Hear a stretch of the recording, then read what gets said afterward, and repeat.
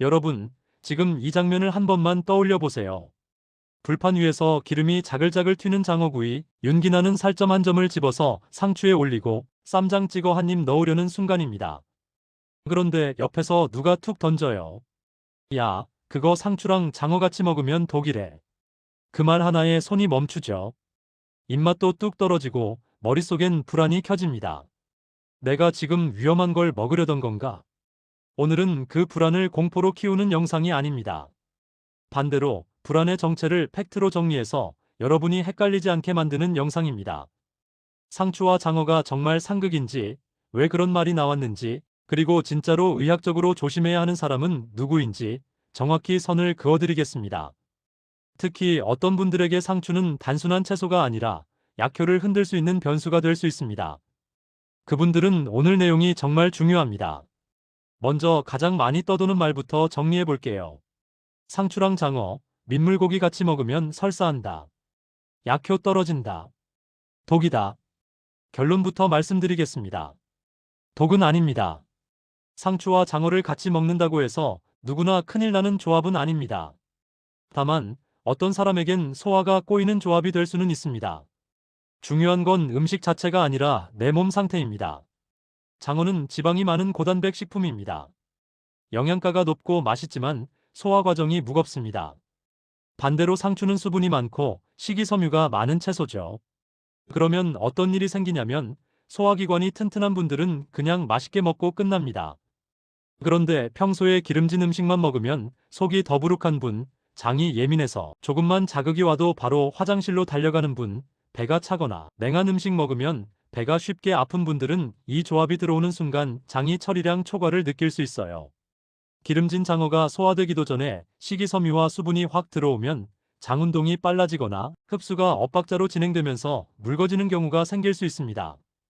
그래서 인터넷에서 설사 폭탄 같은 말이 만들어진 겁니다. 그러니까 정리하면 이렇습니다. 상추와 장어는 독이 아니라 소화력이 약한 사람에게는 불편할 수 있는 조합입니다. 누구나 금지해야 할 공포 조합이 아닙니다. 내가 평소 장이 튼튼하고 기름진 음식도 잘 소화한다면 상추에 싸먹었다고 해서 과학적으로 갑자기 위험해지는 건 아닙니다. 비슷한 이야기로 상추랑 배추같이 먹으면 배가 빵빵해진다는 말도 있죠. 이것도 같은 원리입니다. 상추와 배추는 식이섬유가 많고 어떤 분들에게는 장내 발효가 늘어나면서 가스가 차고 복부 팽만감이 생길 수 있어요. 특히 과민성 대장 증후군처럼 장이 예민한 분들은 채소 자체가 나쁜 게 아니라 한 번에 많이 먹는 방식이 문제일 수 있습니다. 반대로 장이 튼튼한 분들은 별 문제 없이 드십니다. 여기까지는 솔직히 생활 팁입니다. 불편할 수는 있어도 대개 치명적이지 않습니다. 그런데 지금부터가 진짜입니다. 여기부터는 속이 좀 불편하다 수준이 아니라 치료 계획과 위험도가 바뀔 수 있는 이야기입니다. 상추를 정말로 조심해야 하는 사람들이 있습니다. 딱 두 그룹입니다. 첫 번째는 항응고제, 특히 와파린 같은 약을 복용하는 분들. 두 번째는 콩팥 기능이 떨어져 칼륨 관리가 필요한 분들입니다.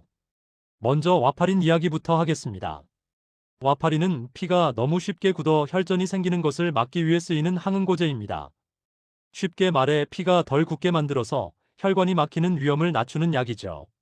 그런데 상추 같은 녹색 잎채소에는 비타민 K가 들어있습니다. 비타민 K는 혈액 응고 과정에 관여합니다. 즉, 피가 굳는 쪽에 영향을 줄 수 있는 성분입니다. 여기서 문제가 생깁니다.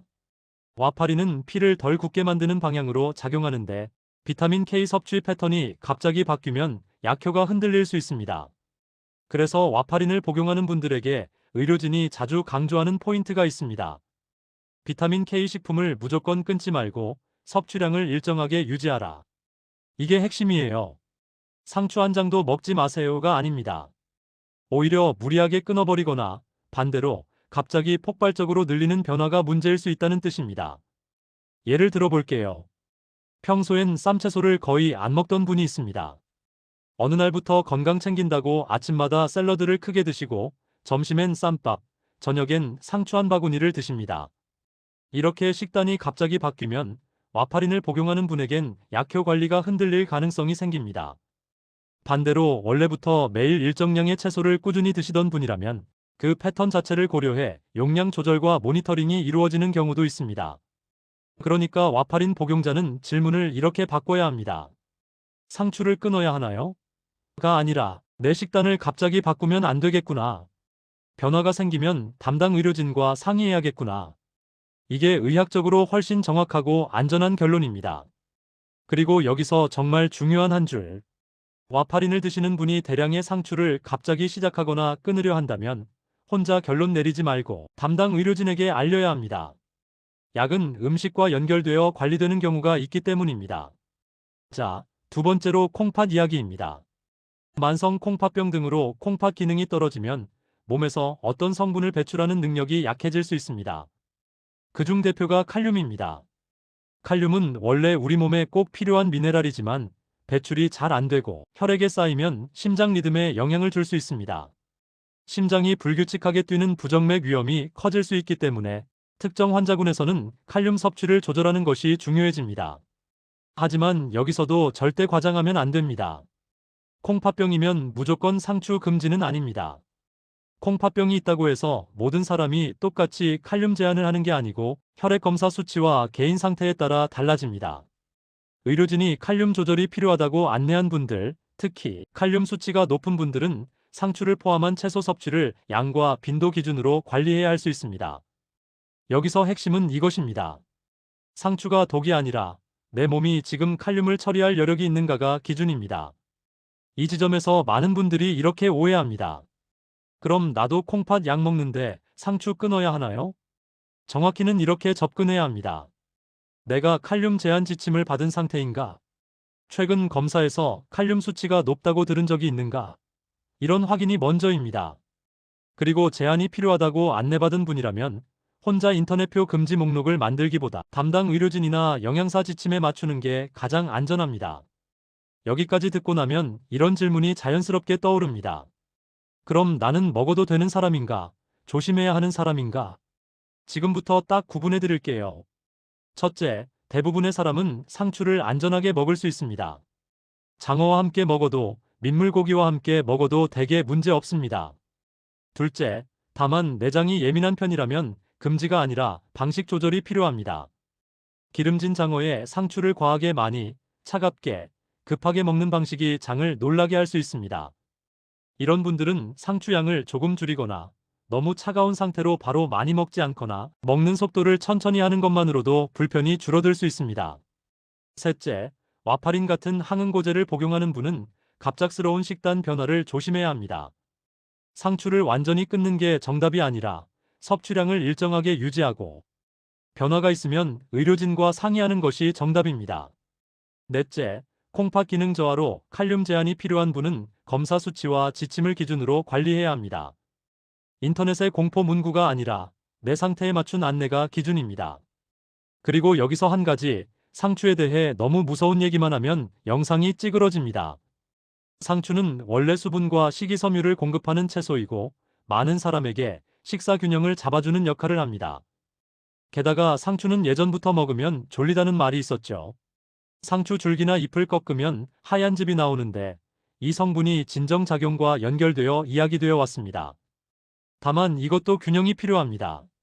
상추 먹으면 수면제가 된다는 말은 과장입니다. 다만 상추 유래 성분을 표준화한 형태의 추출물이나 연구 흐름은 존재합니다. 그래서 영상에서는 이렇게 말하는 게 가장 안전합니다.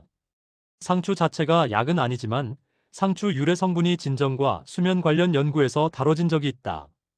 다만 사람에게서의 체감은 개인차가 크고 불면이 지속된다면 의료 상담이 우선이다. 이 정도면 과장도 피하고 정보도 전달할 수 있습니다. 이제 마지막으로 여러분이 오늘부터 바로 적용할 수 있게 실천 포인트를 간단히 정리해드리겠습니다. 상추를 먹고 배가 불편했던 분은 양을 줄이고 천천히 드세요. 기름진 음식과 생채소를 한 번에 몰아넣는 순간 예민한 장은 바로 반응합니다. 와파린을 드시는 분은 금지보다 일관성을 기억하세요. 갑자기 많이 먹기 시작하거나 갑자기 끊지 마세요. 변화가 생기면 담당 의료진에게 꼭 알리세요. 콩팥 질환이 있고 칼륨 제한을 안내받은 분은 카더라가 아니라 검사 수치와 지침을 기준으로 드세요. 나에게 제한이 필요한지부터 확인하는 것이 먼저입니다. 그리고 무엇보다 인터넷은 늘 자극적인 말로 사람을 붙잡습니다. 독이다, 큰일 난다, 절대 먹지 마. 하지만 건강은 공포로 지키는 게 아닙니다. 정확한 팩트를 알고 내 몸의 조건을 확인하고 필요한 사람만 제대로 조심하는 것. 그게 진짜 안전한 식탁입니다. 오늘 영상의 핵심을 마지막 한 문장으로 끝내겠습니다. 상추와 장어는 대부분에게 독이 아니라 소화궁합의 문제일 뿐입니다. 하지만 와파린 같은 항응고제를 복용하는 분, 그리고 칼륨 제한이 필요한 콩팥 질환자 중 일부에게는 상추가 실제로 관리 대상이 될 수 있습니다. 이제부터는 루머를 믿지 말고 내 몸의 조건을 기준으로 선택하세요. 시청해주셔서 감사합니다. 구독과 좋아요 부탁드립니다.